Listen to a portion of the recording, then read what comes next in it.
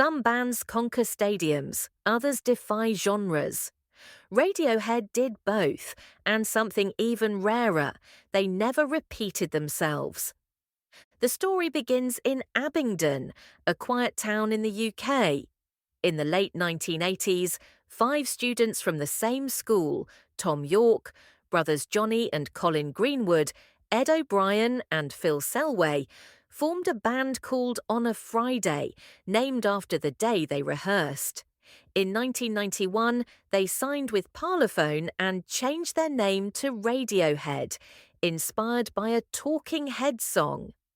In 1992, they released their first single, Creep, a dark ballad with distorted guitars and a fragile voice confessing, "I'm a creep, I'm a weirdo."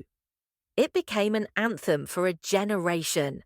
The track was an unexpected hit, especially in the US and Latin America, and suddenly Radiohead were that band with Creep. But success was both a blessing and a curse. Their debut album, Pablo Honey, was clearly influenced by Nirvana and American alternative rock. But the band quickly grew tired of that sound. They didn't want to be just another grunge band. They wanted to explore, disrupt, dismantle. With the Bends, 1995, they began to shed stereotypes. Tracks like Fake Plastic Trees and Street Spirit, Fade Out, revealed emotional and musical depth that set them apart. Thom Yorke emerged as a singular vocalist, vulnerable yet powerful, melodic yet dissonant. But everything changed in 1997. OK Computer was a turning point, an album that seemed to predict the new millennium, with its technological anxiety, modern alienation, and anti-consumerist themes.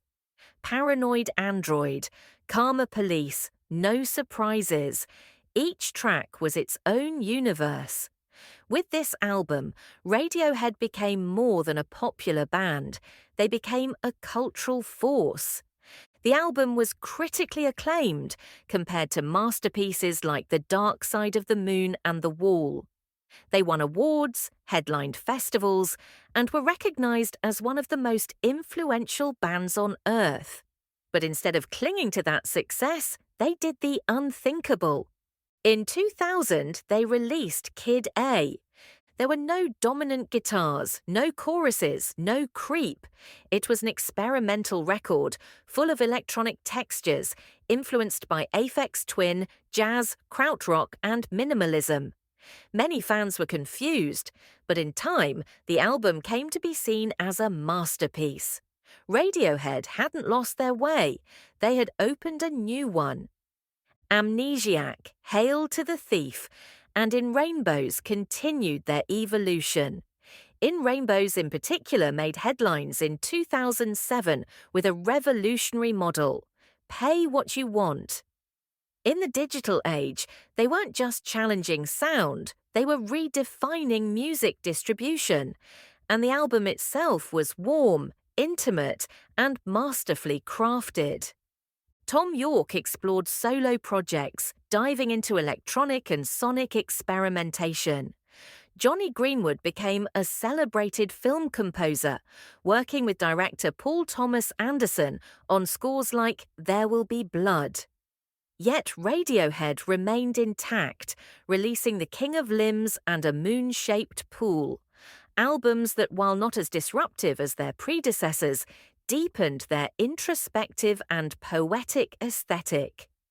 What's most remarkable is that despite their fame, they never sought comfort. They never coasted on nostalgia. They didn't sell out. They remained an active artistic force, even in silence. Radiohead achieved the nearly impossible, maintaining artistic integrity while staying relevant. They are a sonic enigma, unafraid of discomfort, of alienation, of the void. And in that uncomfortable space, they found their place and ours. Because if Radiohead teaches us anything, it's that in music, as in life, perfection is not always clear. Sometimes it's what hurts, what disturbs, what changes us forever.